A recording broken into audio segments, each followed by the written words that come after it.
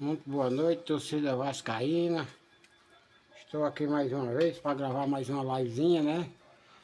E dizer para vocês que o Vasco se classificou na Copa do Brasil, né?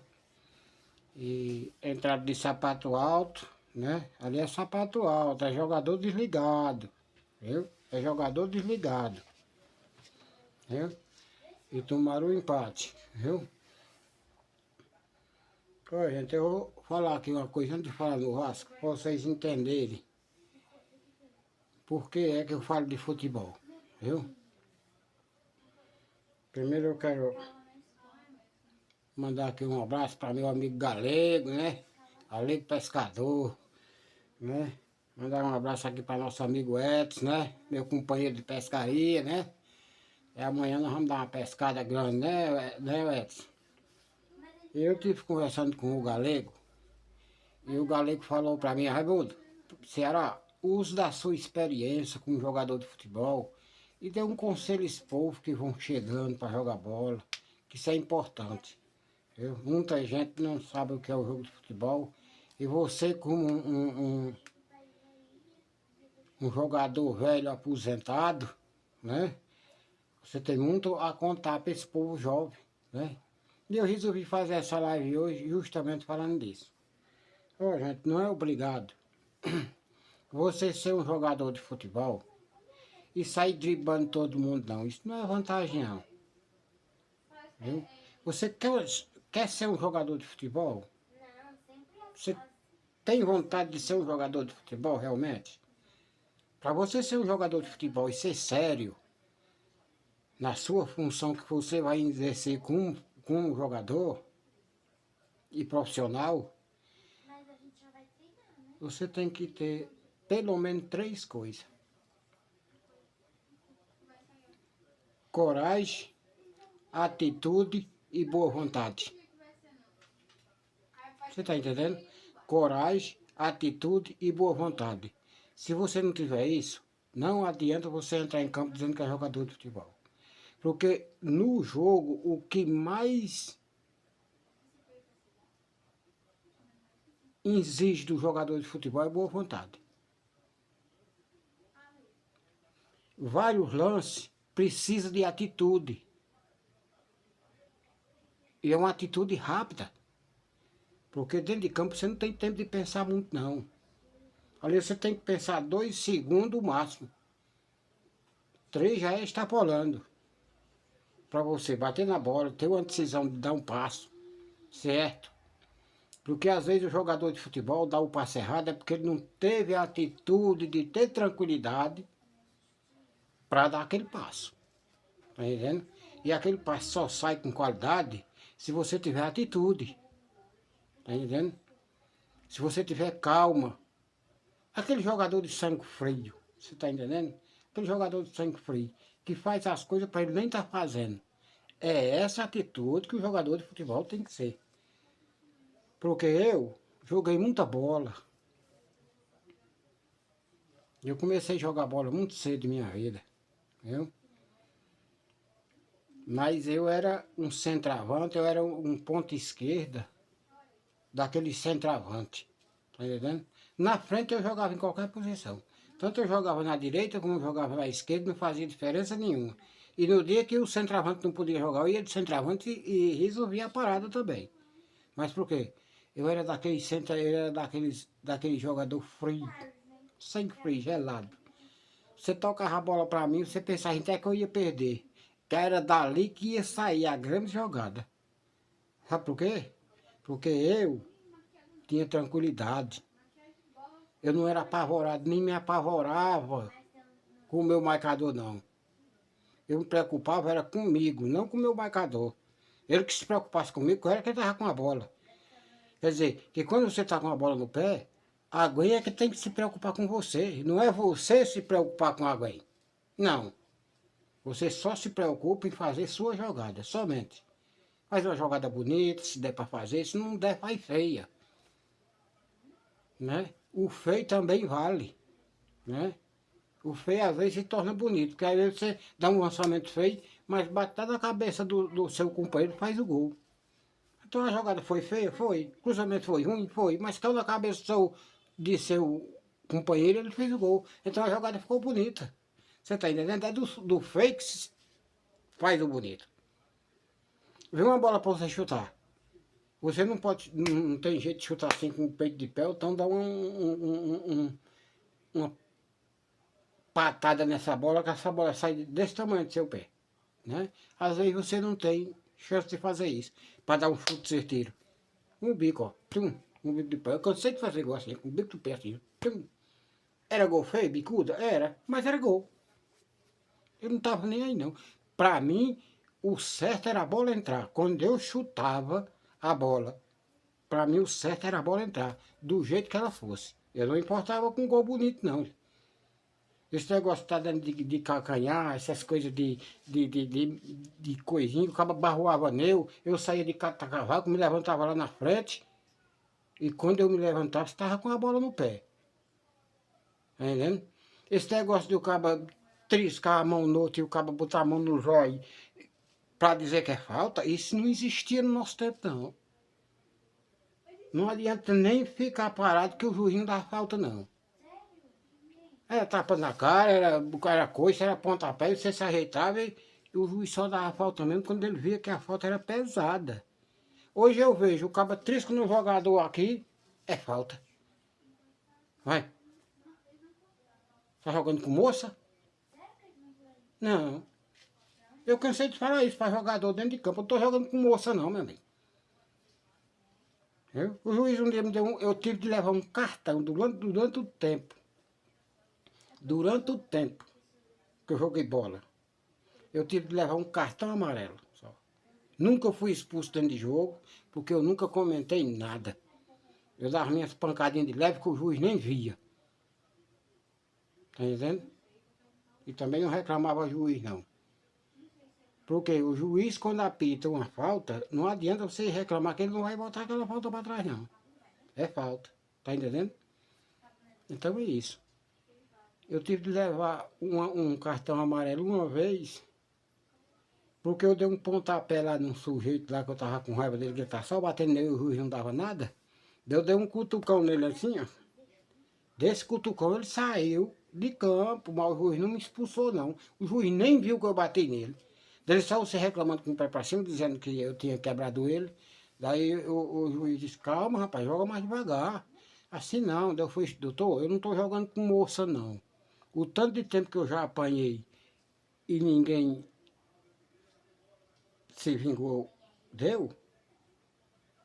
Então eu vou bater também, eu não tô jogando com moça não. O cara tá só batendo nele, eu não vou entrar duro nele também para ele saber que eu também sei bater. O juiz foi e deu um cartão amarelo nele. Pronto, foi só isso mesmo, por isso. Só foi por isso mesmo e acabou-se. Mas também expulso eu não fui não. Porque eu sabia das minhas faltas que ninguém nem triscava. O juiz nem via. Né? Então, gente, usem, quem quer ser jogador de futebol, use tranquilidade. Na hora de você pegar a bola, você não crasteia vexame, não.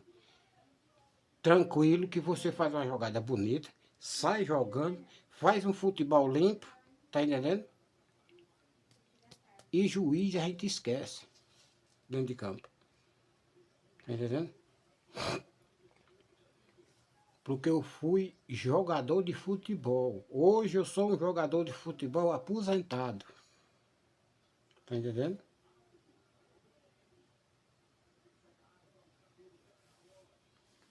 Aquele time que chamava Carranca, no Juazeiro da Bahia, que hoje ele é o Juazeirense, eu joguei por eles. Eu fui jogador de futebol pelo Carranca naquele tempo. Né?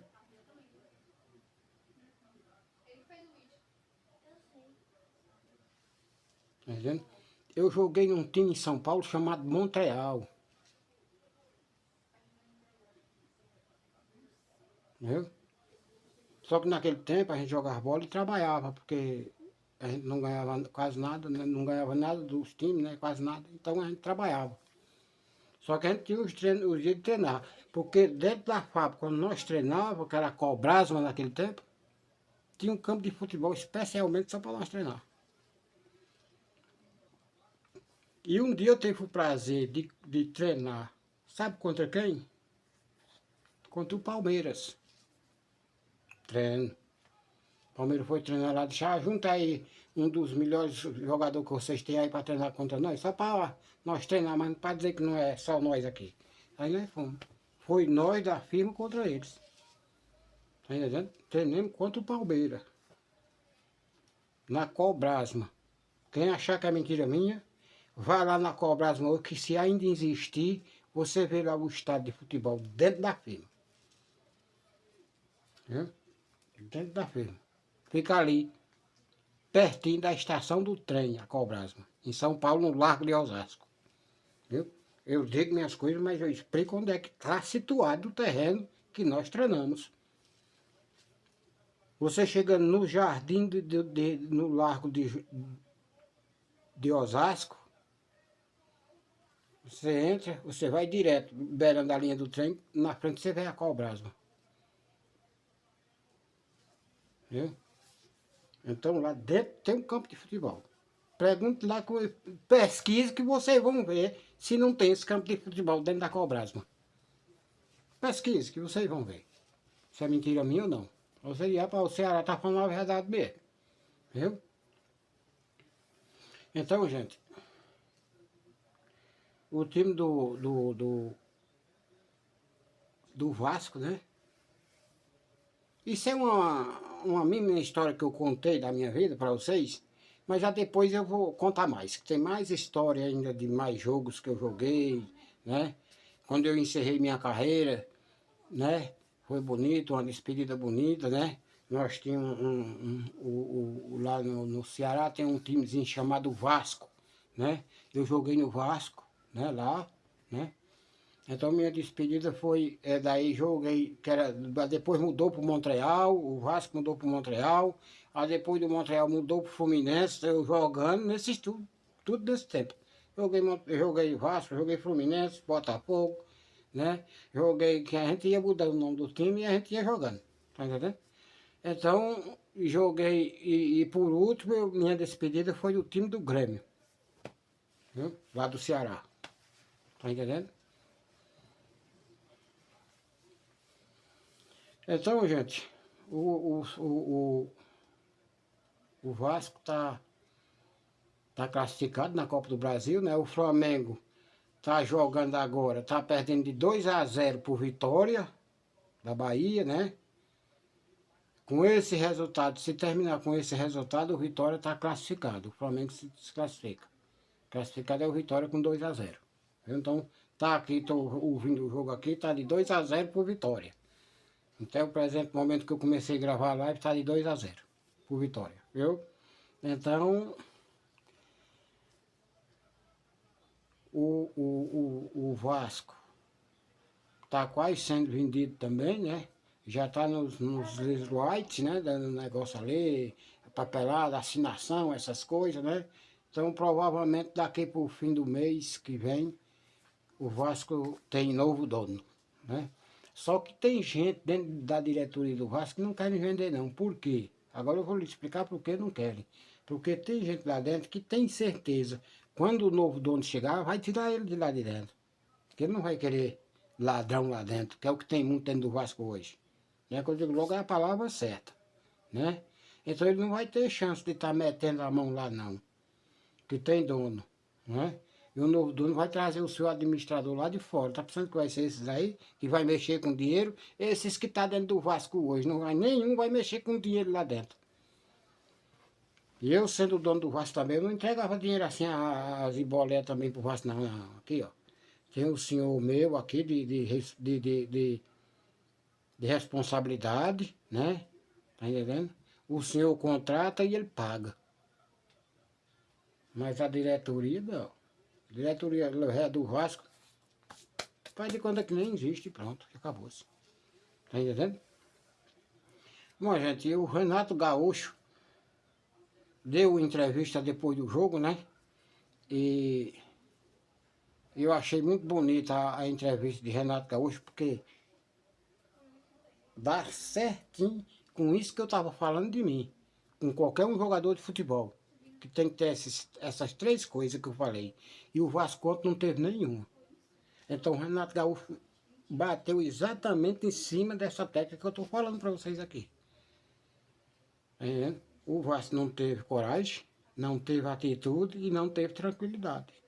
Se apavorou antes do tempo. Né? E Renato Gaúcho exatamente falou sobre exatamente isso que eu acabei de falar para vocês. Quando eu era jogador de futebol, vocês viram aí atrás, quando você assistir a live, vocês vão ver o que foi que eu disse. E olha as palavras de Renato Gaúcho, se não é certinho com a que eu falei lá atrás no vídeo. Tá bom? Então, gente, quando vocês ouvirem esse vídeo, vocês dêem o like, dêem o joinha, eu gostei.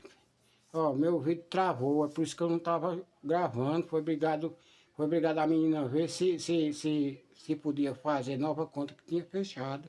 É porque vocês não estão dando like, só tem muito pouco like, tem muito pouco inscrito.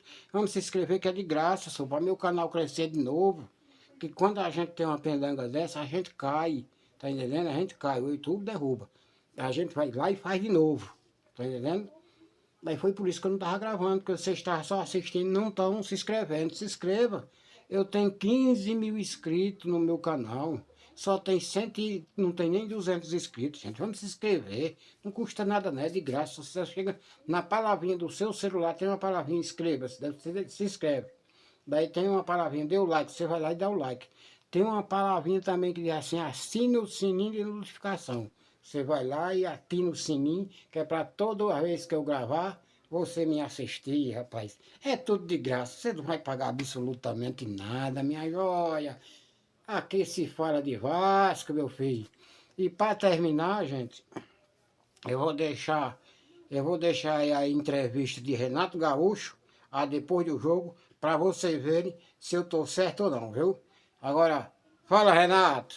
O jogo ele se tornou difícil em certos momentos para a gente do jogo, porque nós permitimos. Nós fizemos 2-0, com todo o respeito ao Paysandu, que fez uma belíssima partida.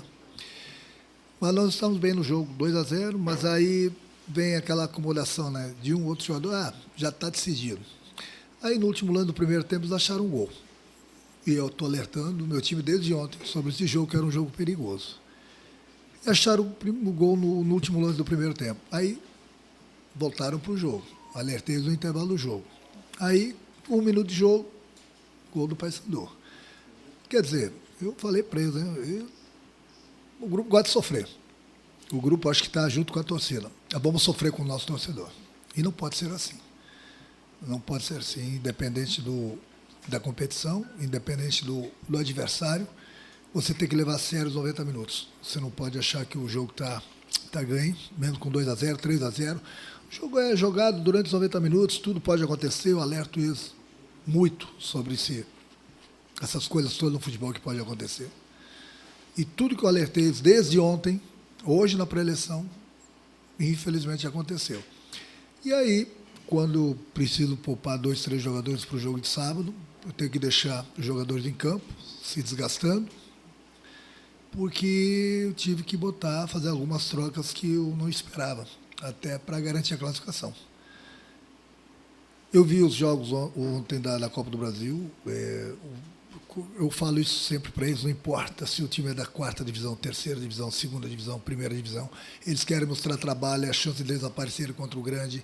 Hoje em dia, o Cândido fala isso para eles, hoje em dia não tem mais aqueles craques que decidem o jogo a qualquer momento. Então, hoje em dia, está todo mundo na mesma prateleira. É o querer, é a entrega. E isso eu cobro bastante deles. Então, o meu time tem se entregado, eu tenho elogiado o meu grupo. Só que hoje, em determinados momentos, acharam que o jogo estava ganho. E não é assim. Não pode ser assim. Então, como eu estava falando, vi os jogos ontem, são todos os jogos difíceis, como foi o nosso hoje. Ainda bem que nós passamos. Não precisávamos passar por um sufoco, entendeu? Bem pelo contrário. Mas circunstâncias da vida, de jogos, damos esse prazer para o Paysandu gostar do jogo, sofremos porque nós deixamos de jogar.